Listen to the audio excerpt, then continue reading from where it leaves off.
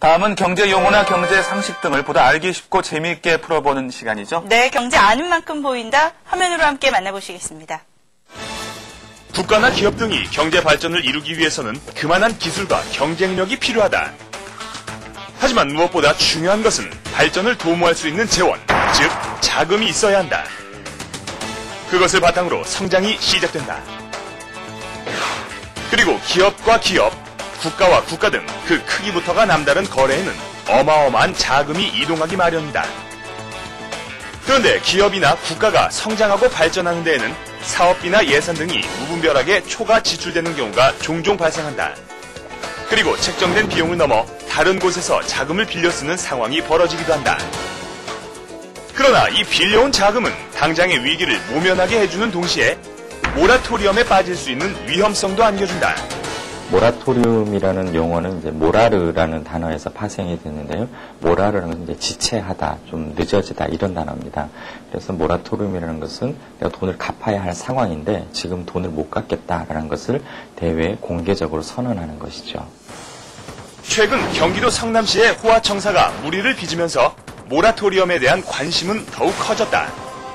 재정 자립도가 70%를 넘는 이른바 부자 지자체였던 성남시는 무려 3,222억 원이라는 막대한 금액을 들여 호화청사를 지었다. 하지만 무리하고 사치스러운 예산 운용은 결국 과부하를 일으켰고 성남시는 최근 모라토리엄을 선언할 수밖에 없게 됐다. 성남시가 이제 LH 공사에 대해서 돈을 갚아야 하는데 그 돈을 갚지 못하겠다라고 이제 그 지불 유예를 선언했습니다. 근데 잘 생각해 보면 성남시 자체가 돈이 아예 없는 것은 아니고 성남시 예산은 총 예산에 대해서 부채가 0.6%밖에 안 될 정도로 비교적 건전하지만 그 판교 특별회계 예산에서 일반 회계 예산으로 워낙 돈을 많이 가져다 쓰다 보니까 이제 그 돈을 상환하는 데 문제가 있다라는 것을 공식적으로 밝힌 것이죠. 즉 성남시의 모든 예산이 멈춰진 것은 아니고 그중에 이제 특별 목적용 예산이 그 지불을 유예 선언했다라고 보시면 되겠습니다. 이뿐만이 아니다. 모라토리엄은 채무와 관련이 깊은 만큼 그 사례도 다양하다. 모라토리움은 그 지방 정부 차원에서 선언하는 경우도 있고 국가 차원에서 선언하는 경우도 있는데요. 우리나라 성남시 같은 경우는 지방자치단체에서 한 것이고 그 또 중동의 두바이가 또 얼마 전에 모라토리움을 선언하지 않았습니까? 근데 두바이는 지방 정부나 국가도 아닌 그 국영 회사가 모라토리움을 선언한 그런 경우입니다. 하지만 일반적으로는 국가 차원에서 모라토리움을 선언하는 경우가 많고 특히 80년대에는 뭐 아르헨티나, 멕시코, 베네수엘라 같은 중남미 국가들이 그 모라토리움을 많이 선언을 했습니다. 그리고 90년대 말에 러시아도 한번 그런 적이 있었고 최근에는 2001년에 아르헨티나 정부가 또 대외 채무에 대해서 모라토리움을 선언해서 국제금융시장을 깜짝 놀라게 한 적이 있었습니다. 우리는 지난 97년 외환 위기를 맞고 국제통화기금인 IMF에 구제금융을 요청해 위기를 넘긴 적이 있다. 이 역시 모라토리엄과 비슷한 개념이다. 채무 불이행 상태를 말하는 디폴트도 이것과 같은 의미로 사용된다. 앞에서 말씀드렸듯이 모라토리움이라고 하는 것은 이제 지불 유예를 선언하는 것입니다. 즉 내가 지금 돈이 없으니 돈을 못 갚겠다. 조금만 기다려달라. 그러면 나중에 돈을 갚겠다라고 선언하는 것이 모라토리움이고요. 디폴트라는 것은 아예 없던 걸로 하자라는 것입니다. 즉 내가 도저히 돈을 갚을 능력이 없으니까 돈 받을 생각도 하지 말고 나도 돈을 줄 수 없다.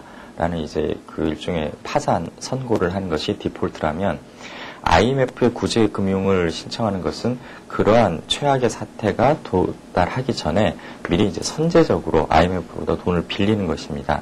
즉 IMF라고 하는 국제금융기관에다가 우리가 가만히 있으면 모라토리움을 선언하든지 아니면 디폴트를 선언할 상황이 될 테니까 돈을 좀 빌려달라. 그러면 그 돈을 가지고 지금 눈앞에 닥친 그런 채무를 청산하겠다라고 선언하는 것이죠. 국가가 처한 상황의 심각성을 기준으로 보면 구제금융이 가장 가볍고 그 다음이 모라토리엄 그리고 디폴트로 나눌 수 있다. 일단 한 국가가 모라토리엄을 선언하면 채무 조정으로 채무 상환 만기를 연장하거나 구조 조정 작업을 통해 국가 신뢰도를 높이게 된다. 하지만 모라토리엄 선언은 국가나 기업에게 대외적 신뢰도에 있어서 치명적인 오점을 남기게 된다. 그 모라토리움을 한번 선언하게 되면 쉽게 말해서 이제 국가 신용도가 떨어집니다. 그 정부나 기업이 해외에서 돈을 빌릴 때는 그 런던에서 정해지는 기준 금리에다가 각 국가의 신용도에 따른 프리미엄을 이제 덧붙이게 되는데 한번 이런 지불 유예나 혹은 디폴트 같은 부도를 선언했던 국가들은 혹은 그런 기업들은 아무래도 신뢰가 안 간다 해서 이제 신용도가 떨어지고 그렇다 보면 이제 그런 프리미엄이 더 붙게 되는 것이죠. 그래서 해외에서 돈을 빌릴 때 아무래도 힘들어지게 되고 또 돈을 빌리면 그걸 또 갚아야 되지 않겠습니까? 그래서 IMF에서 빌린 돈을 갚는다든지 혹은 지불 유예 선언했던 돈을 몰아서 한꺼번에 갚으려면 아무래도 재정 건전성 때문에 세금도 더 걷게 되고 또 경기도 위축되고 그런 일반 국민들의 피해가 여러모로 발생하게 됩니다. 한국의 외환 위기나 두바이나 성남시의 모라토리엄은 방만한 예상 운영으로 발생했다는 공통점을 가진다. 민간이나 정부의 모라토리엄 선언은 결국 국가 경제를 흔들고 국민들에게 무거운 짐이 되어 남는다는 사실을 기억해야 한다. 정부 기관과 기업 모두 책임 의식을 가지고 효율적이고 현명한 경영을 해야 하는 이유가 그것이다.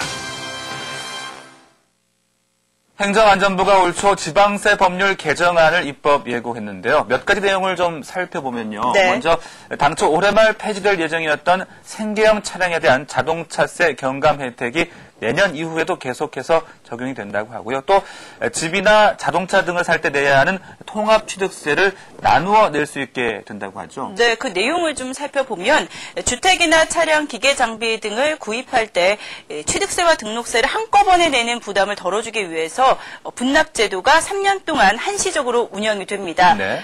당장 내년부터는 통합취득세를 등기일과 그 이후 60일 안에 나누어서 반반씩 낼 수 있게 되는데요. 생계형 차량이나 주거용 주택을 구입하시는 분들에게는 정말 반가운 소식이 아닐 수 없죠. 네, 저희는 다음 시간 더욱 알차고 재미있는 경제 소식 갖고 찾아오겠습니다. 끝까지 함께해 주신 여러분 고맙습니다. 고맙습니다.